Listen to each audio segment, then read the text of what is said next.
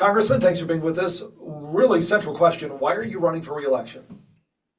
Well, there's a lot of work to be done yet. Obviously, I disagree with a lot of the direction that the current administration, the Biden-Harris administration, has been going. I'm wanting to course correct on a number of those things. You look at what's happening at the grocery store, you look at what's happening at the gas station. Life has become, frankly, unaffordable. And a lot of it is due to the decision making with this administration, whether it's on energy policy, whether it's the tremendous amount of spending that went on that was inflationary and caused inflation to happen, which then caused interest rates to go up. So, life has frankly been less affordable on a more broad scale.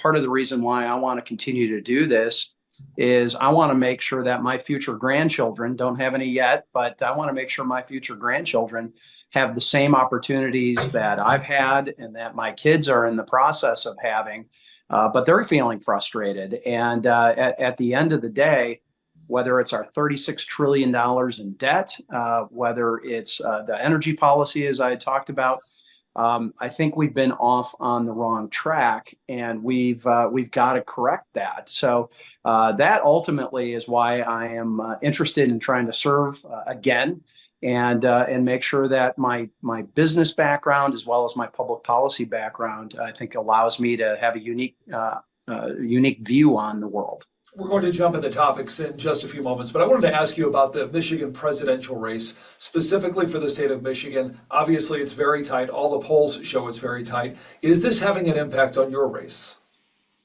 Well, look, very few people don't have an opinion about Donald Trump or Kamala Harris. There's certainly no doubt about that. I think the question is, what's the intensity factor? 2020 saw Democrats willing to crawl across broken glass to get to the ballot box.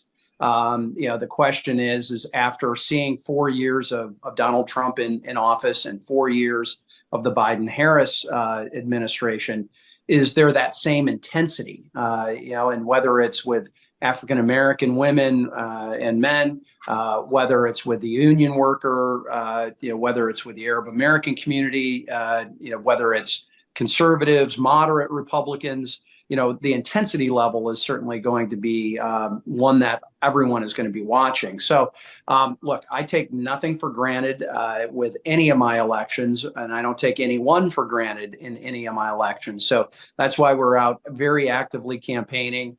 Look, I think truly the better that I do, the better that will help Donald Trump and Mike Rogers and our state rep races up and down. Kevin Whiteford is in a race that your station covers. So I'm kind of that team player where I'm looking at this and saying, I need to go do the best that I can in my position, and hopefully that helps the team. Let's talk about the economy. You mentioned the economy a moment ago. Both parties seem to agree that the prices are too high, whether it's gasoline or grocery stores or the price of rent. What specifically, however, can Congress do to try to bring down the prices as quickly as possible? And if there is something the Congress can do, why hasn't that been done yet? Well, yes, we might have agreement that prices are too high. I've seen Kamala Harris's ads as well. The problem is it's her policies that have caused much of this. Start with energy. Energy alone, the pipelines, the Keystone Pipeline and others that have been shut down under this administration have caused us to be more dependent on foreign energy sources. Venezuela, Saudi Arabia, Russia, those are not our friends, right? They should not be who we go to asking to help us with our energy production, especially when at the end of the Trump administration, we were energy exporters. We were net energy exporters.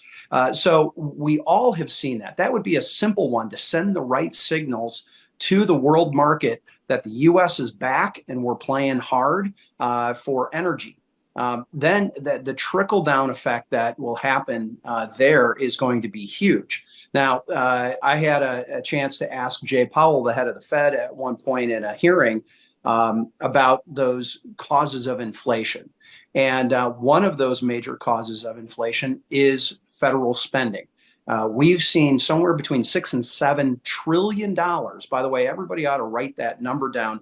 And then it's 12 zeros behind it. And then don't start from the left, start from the right to see how big $1 trillion is.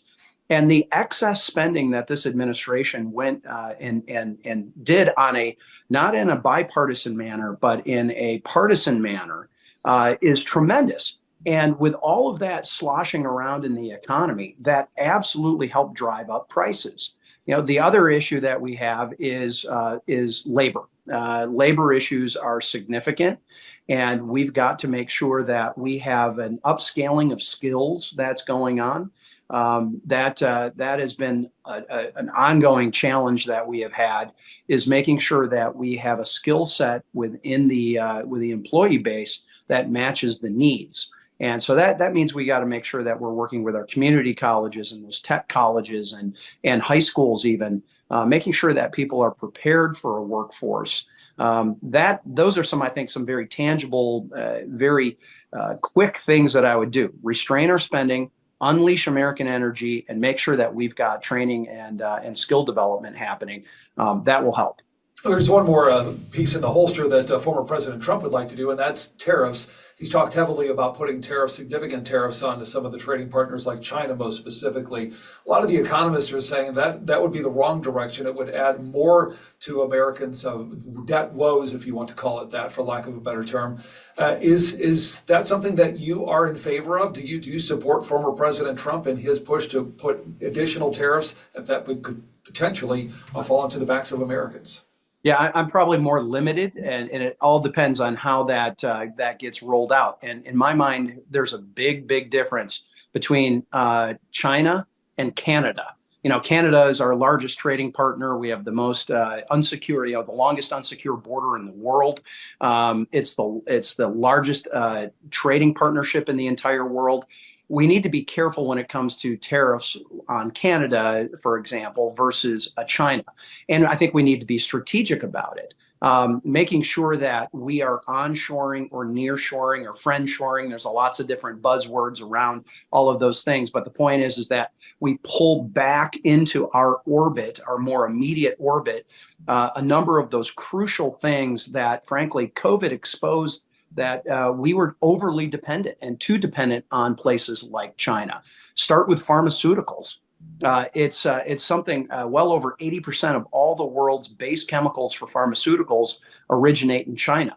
That's not a good dependence, because as China demonstrated during COVID, whether it was paper masks to respirators to pharmaceuticals, they controlled the marketplace and they decided strategically where those shipments would go. So I'm certainly open to the conversation. I know I've supported some previous things that he did in the first administration.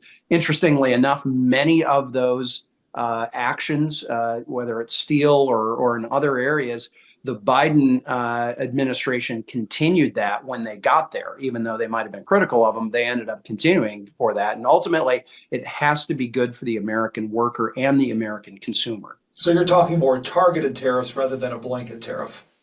Yeah, I think we have to be strategic and smart about it. A tariff on a certain product coming out of Europe or Canada is very different than something else that might be a manufactured good out of China or Vietnam or someplace like that. So or Mexico even. So we got to make sure that we have a trading partnership that is equal and fair as much as possible. I think many people believe that wasn't the case before. In fact, Donald Trump in his first term had talked about renegotiating NAFTA. I mean, literally, it was laughed at by all sides. Impossible. Bill Clinton had signed it into law and started talking about changing NAFTA. No one's ever going to be able to do it. He did it, and I think that's the kind of tenacity that he's going to have.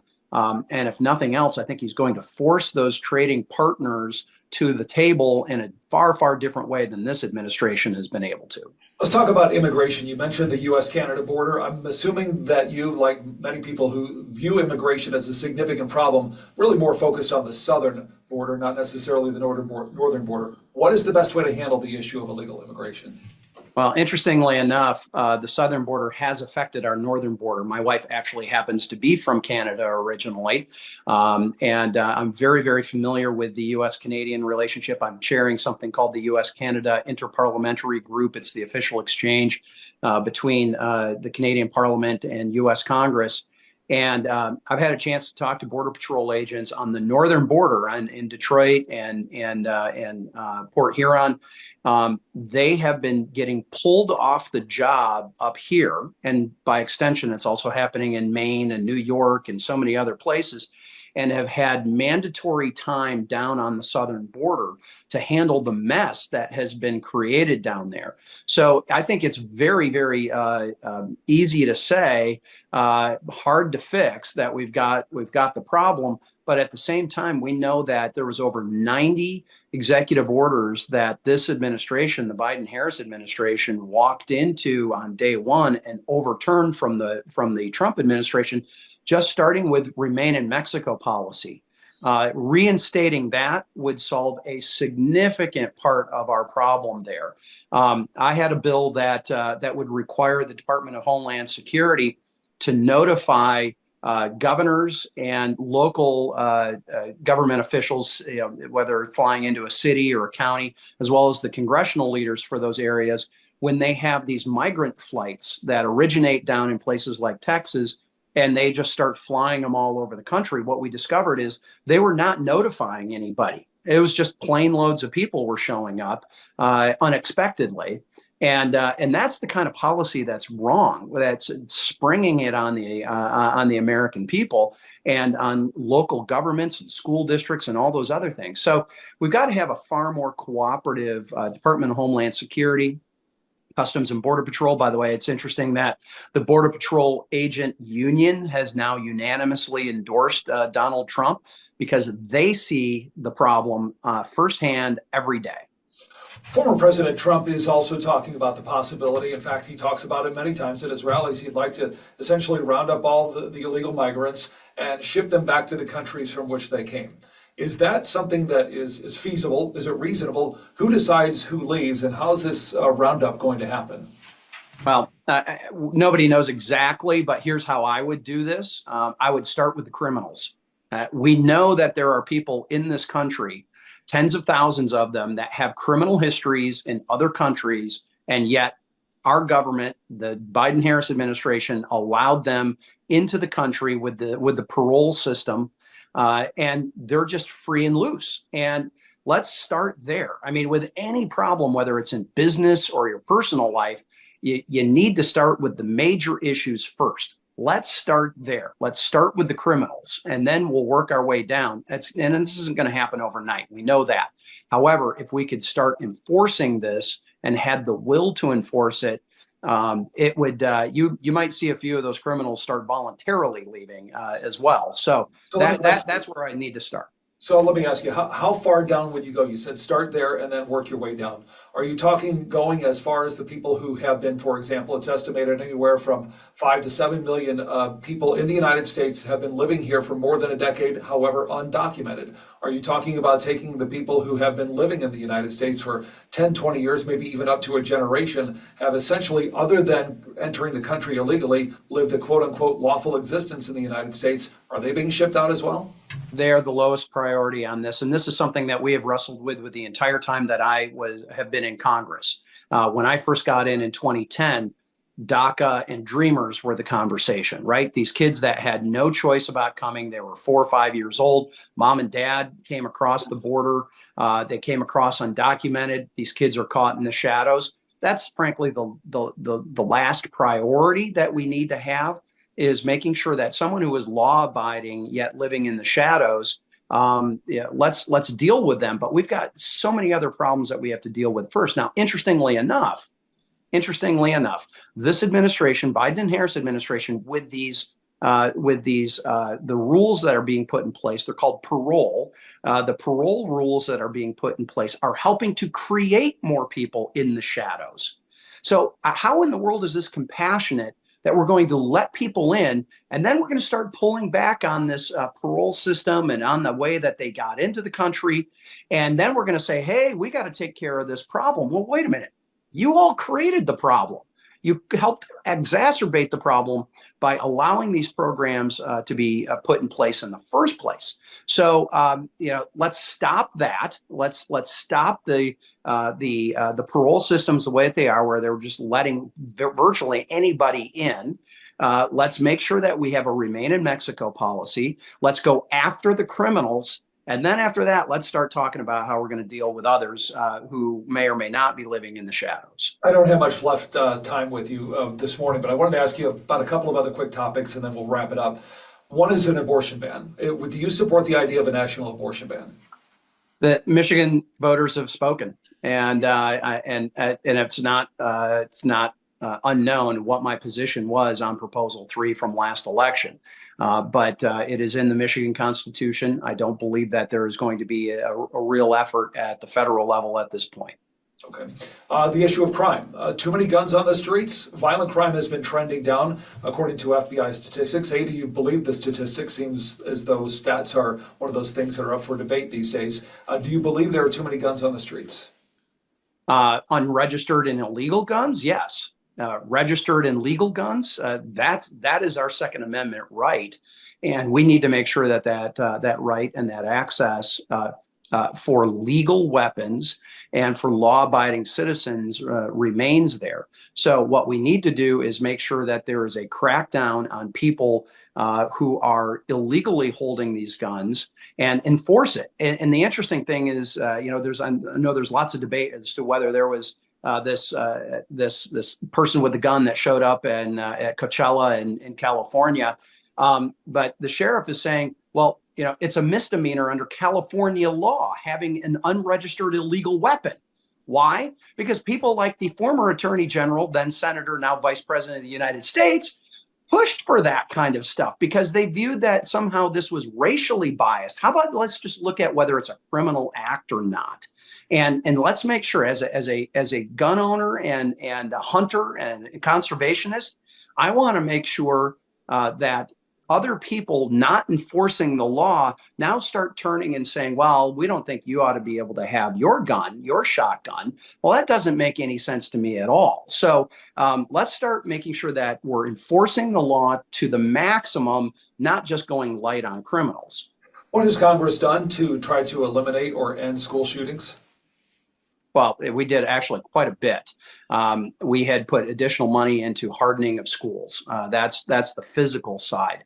What, frankly, we need to do more of, and I've been a part of this through Pine Rest up here in the Grand Rapids area, doing a pilot program when I represented that area about mental health access. That really is the question. Why are these kids acting and lashing out the way that they are?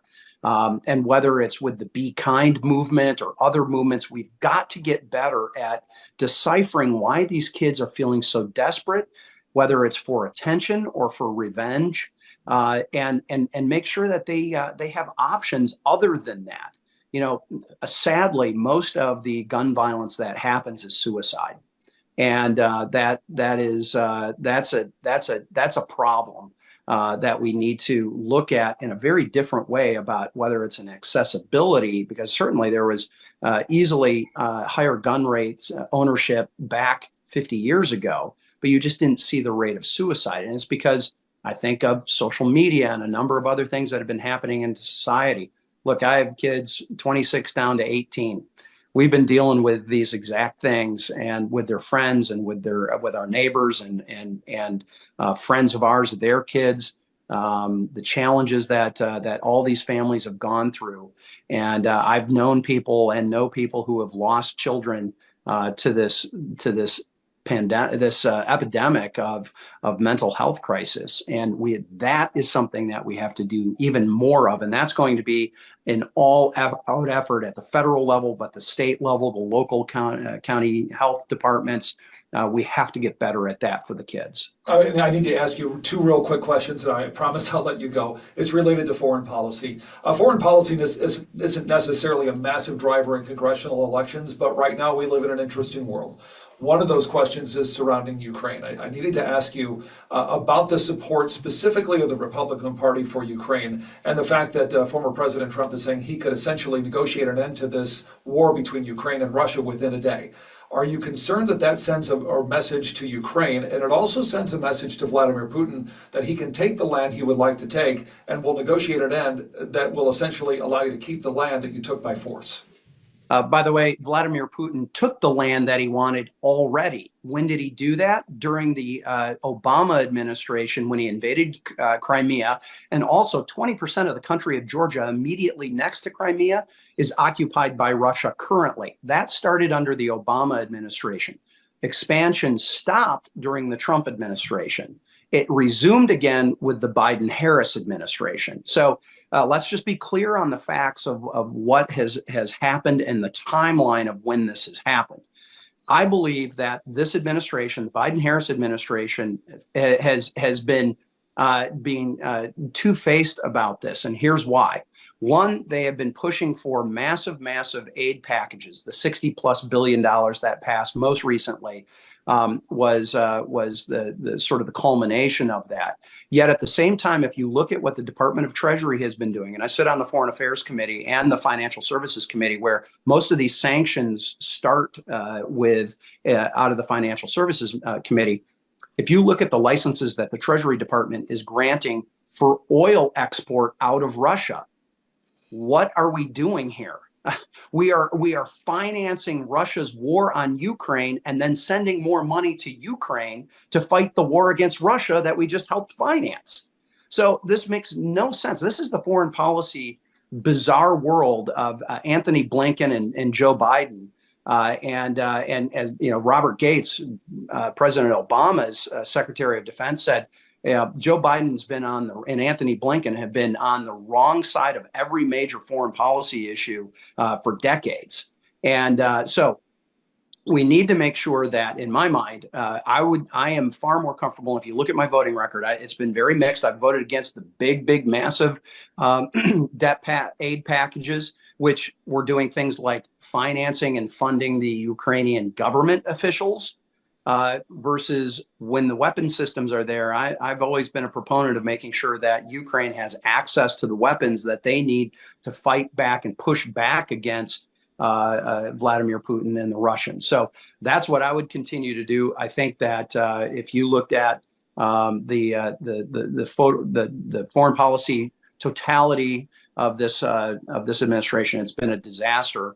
And frankly, the world was a more secure place when Donald Trump was in office. And the last question is related to that, and I'll wrap up with this. Israel. Of course, this has been an ongoing debate, and it's been a building debate. Shortly after October 7th, there was a blanket support from the United States that has somewhat eroded away, mostly on the Democratic side of the aisle, about whether and how much the United States should be supporting Israel. Do you have any qualms about the Israeli response to the Hamas attack? And secondly, and this is a more pertinent issue for today, and that is the United States sending the high altitude missile defense system, and most importantly, American service members to man that system. Is that a concern to you, that what happens if something happens to the American service members there from a Hezbollah or a Houthi or an Iranian missile, and then the United States is drawn even further into this? Yeah, well, let's talk a little bit about some of the very disturbing things. The rise of anti-Semitism on college campuses and in communities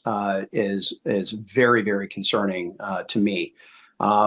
I believe that Israel, which has been throwing itself and its entire country into protecting itself, this is very different than in my mind, than just Ukraine aid. Excuse me, having Israel to have the greatest technology as they're literally surrounded by their enemies. They are and have demonstrated themselves to be an ally of the United States at virtually every level. By sending the THAAD system, that high altitude intercept system, and soldiers there, that's different than the soldiers that we currently have in Syria and Iraq and other places. I hope that Iran had again, going back to those sanctions that this administration has lightened up on. They haven't just lightened them up on Russia; they've also lightened them up on Iran. What has that allowed Iran to do? It's allowed Iran to get more money to then help fund Hamas and Hezbollah, which again is a circular problem that they're helping to create. So I do support whether it's Iron Dome, David Sling, the THAAD system going there. I want to make sure that our key ally in the Middle East, Israel, is protected by the bad players like Hezbollah, Hamas, and as a state player, Iran. Look, the Abraham Accords were making significant progress. And many people believe that that Hamas helped launch, or the impetus of Hamas launching October 7 debate was that Saudi Arabia was getting closer to signing those accords, as were others. And they clearly want a destabilized Middle East. I want to help stabilize the Middle East, and Israel and support of Israel is a key player of that. Thanks for watching. Like and subscribe to the WSBT 22 YouTube channel.